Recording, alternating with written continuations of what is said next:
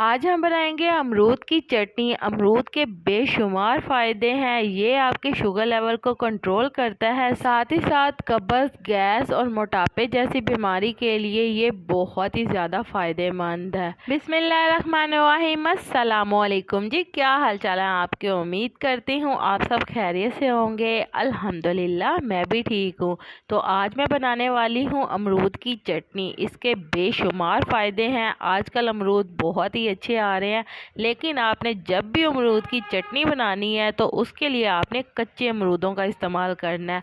उससे अमरूद की जो चटनी है वो बहुत ही मज़े की तैयार होती है। तो चलें जी, शुरू करते हैं आज की इस मज़ेदार सी रेसिपी को। तो इसके लिए यहाँ पे हमने अमरूद ले लेने हैं। तो यहाँ पे आप देख सकते हैं कि मैंने कच्चे से अमरूद लिए हैं और कुछ यहाँ पे पके हुए अमरूद भी हैं, लेकिन यहाँ पे मैं जो कच्चे अमरूद हैं उनकी चटनी तैयार करूँगी। पके हुए अमरूदों की अगर आप चटनी बनाएंगे तो वो मीठी बनेगी, इसलिए आपने कच्चे अमरूदों की चटनी तैयार करनी है। तो यहाँ पे आपने सबसे पहले अमरूद का टॉप और बॉटम दोनों कट कर लेना है। इसके बाद आपने इसे हाफ हाफ कट कर लेना है। तो अगर अमरूद के जो बीज हैं वो बिल्कुल सॉफ्ट हैं तो आपने इसी के साथ ही चटनी तैयार करनी है। अगर अमरूदों के जो बीज हैं वो हार्ड निकले हैं तो आपने अमरूदों के बीजों को रिमूव कर देना है। तो जो अमरूद मैं इस्तेमाल करी हूँ उसके बीज जो हैं वो बिल्कुल सॉफ्ट हैं, इसीलिए मैं साथ ही चटनी के अंदर इसे इस्तेमाल करूँगी। तो चटनी बनाने के लिए यहाँ पे मैंने 2 अमरूदों को कट कर लिया है, लेकिन आपने अमरूदों को कट करने से पहले अच्छी तरह से वॉश लाजमी करना है, क्योंकि अक्सर इसके ऊपर स्प्रे की होती है। तो इसके बाद हम देसी तरीके से इस चटनी को बनाएंगे। तो उसके लिए यहाँ पे हम कूंडी ले लेंगे।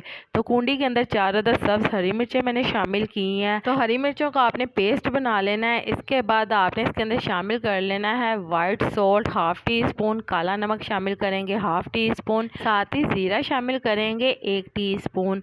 ज़ीरा जो है वो डाइजेशन के लिए बहुत ही ज़्यादा हेल्पफुल है। तो चलें जी, अब हम इसके अंदर शामिल करेंगे हरा धनिया। हरा धनिया आप अपनी ज़रूरत के मुताबिक कम ज़्यादा कर सकते हैं। साथ ही इसके अंदर पुदीना शामिल करेंगे। पुदीने की पत्तियां ले ली हैं मैंने यहाँ पे 25 से 30 अदद, और ये भी इसके अंदर शामिल कर दी हैं। पुदीने को भी आप कम ज़्यादा कर सकते हैं। तो अच्छी तरह से हम इसे रगड़ लेंगे। तो मेरे पास यहाँ पे ब्लेंडर जग भी मौजूद है, लेकिन मैं इसे देसी तरीके से बनाऊँगी। जो देसी तरीके से चटनी तैयार होती है उसका जायका बिल्कुल डिफरेंट होता है और इसका बहुत ही मज़े का फ्लेवर होता है। तो चलें जी, यहाँ पे हम 2 से 3 टेबलस्पून लेमन जूस शामिल कर देंगे। तो साथ ही अब हम इसके अंदर शामिल कर देंगे 2 अदद अमरूद, जिसे मैंने कट कर कर रख लिया था पहले से। तो ये अमरूद भी शामिल करके अच्छी तरह से आपने इसे रगड़ लेना है। तो जिन लोगों के घरों में मौजूद ब्लेंडर जग नहीं है तो वो परेशान बिल्कुल ना हो और वो इस तरह से देसी तरीके से इस मज़ेदार सी चटनी को बनाएं। तो देसी तरीके से अगर आप इस मज़ेदार सी चटनी को बनाएंगे तो आपके मुँह में छोटे छोटे चंक्स आएंगे जो बहुत ही मज़े का फ्लेवर देंगे।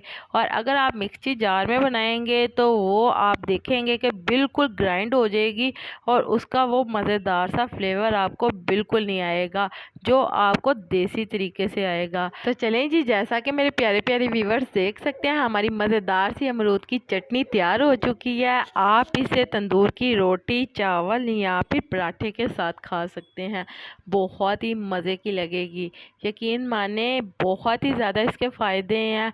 तो आप इसे लाजमी ट्राई करिएगा। तो चलें जी, उम्मीद करती हूँ मेरे प्यारे प्यारे व्यूवर्स को मेरी आज की मज़ेदार सी अमरूद की चटनी की रेसिपी पसंद आई होगी।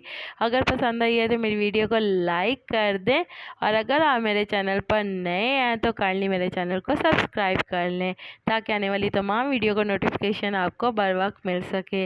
अल्लाह ताला आपको बहुत सारी खुशियाँ अता करे, आपके रिज़्क़ में ढेरों ढेर बरकत अता करे, आपको मक्कातुल मुकर्रमा और मदीनातुल मुनव्वरा की हाज़िरी नसीब करे। आमीन सुम्मा आमीन। तो इसी के साथ मुझे भी अपनी दुआओं में याद रखिएगा।